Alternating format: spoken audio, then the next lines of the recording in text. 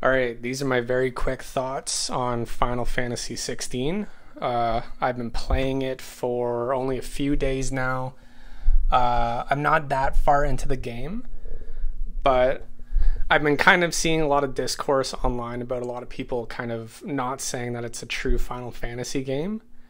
And having played a bit of it, I can kind of agree with what they're saying.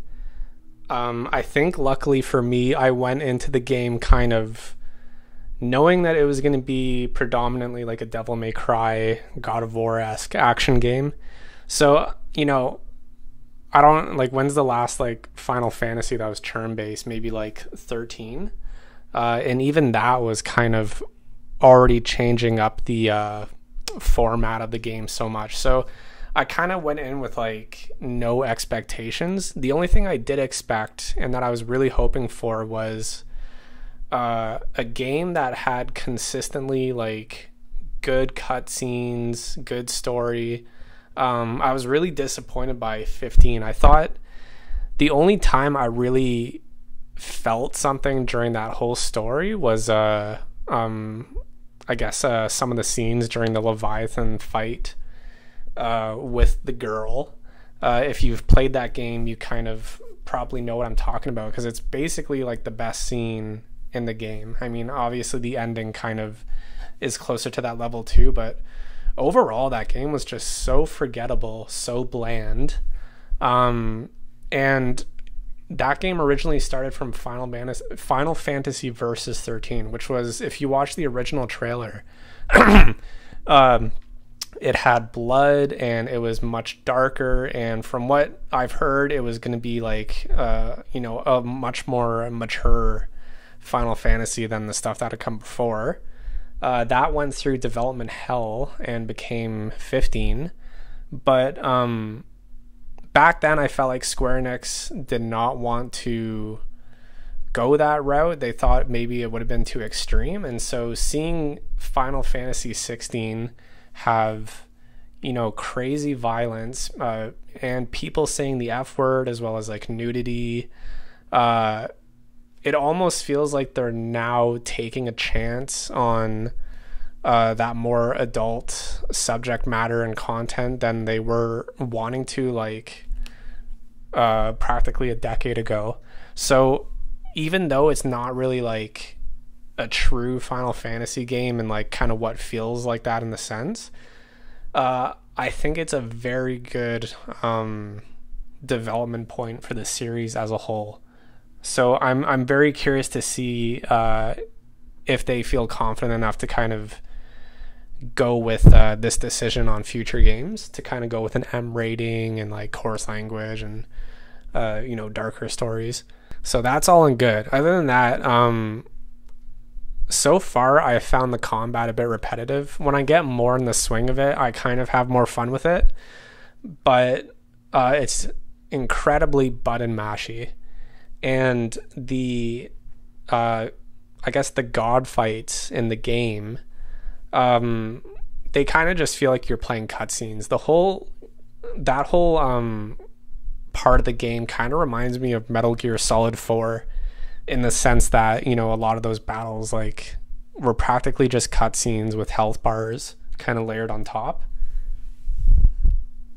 And other than that, there's like, I feel like Square Enix has had an issue lately where their worlds feel extremely bland, and especially in this one, even though like it obviously looks graphically amazing, I don't really feel the need to like want to go around and explore, which is something you really should have for, like pretty wide open spaces.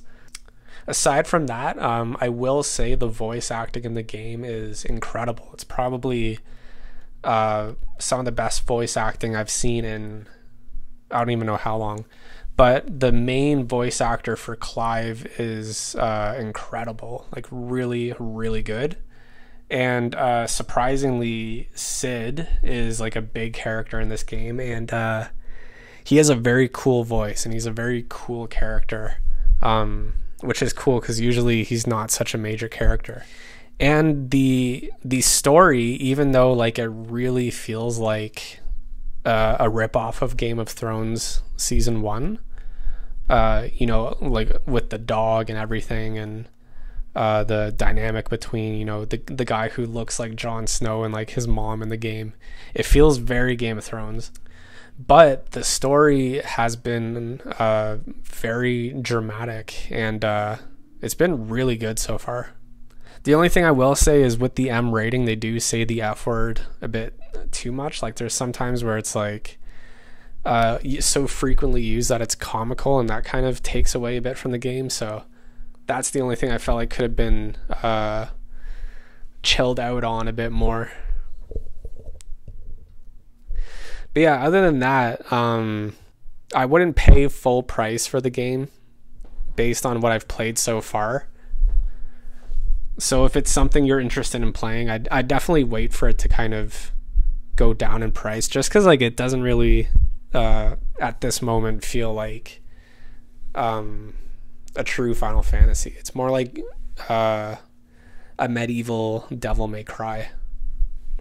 Anyways, despite all these changes, it's still a very well-made, well-acted game, and it's worth checking out for sure. Other than that, a game that I finished recently was Xenoblade Chronicles 3 Future Redeemed. And this was a very good one. This was like, when I bought the season pass for the game, I kind of just expected, you know, maybe like costumes and whatnot. But they released this story DLC, and it, I swear to God, it felt so long that it felt like I was just playing like a brand new game. And I'm a huge fan of that series. I actually bought a Nintendo Switch pretty much just to play Smash Bros. And Xenoblade Definitive Chronicles, or sorry, Xenoblade Chronicles Definitive Edition that was coming out at the time. Because I had played it on the 3DS back in the day, but I had never beaten it. But the concept of the game in terms of you being on the bodies of these two dead gods was just so cool to me, and the fact that you could look up in the sky and see them, and that, you know, like everywhere you were was like some part of their body, was just kind of so unreal. And the story, especially in that game, I thought was amazing, and I think the first game has probably like the best ending I've seen in any video game, just in terms of like how crazy the concept is, and like kind of how well it works. Like everything builds up to this insane moment at the end of each of these games, I feel, and that's one of the hooks. So in this game, the dude Shulk is back from the first game, which I had no idea that was happening, and then you have the guy from the second game, and having them involved with the story was really cool. I'm a big fan of that character. And basically, I didn't know going into this, but this game was basically like maybe a finale for kind of this story. And it was really cool to have those characters back. But anyways, those games are so addictive.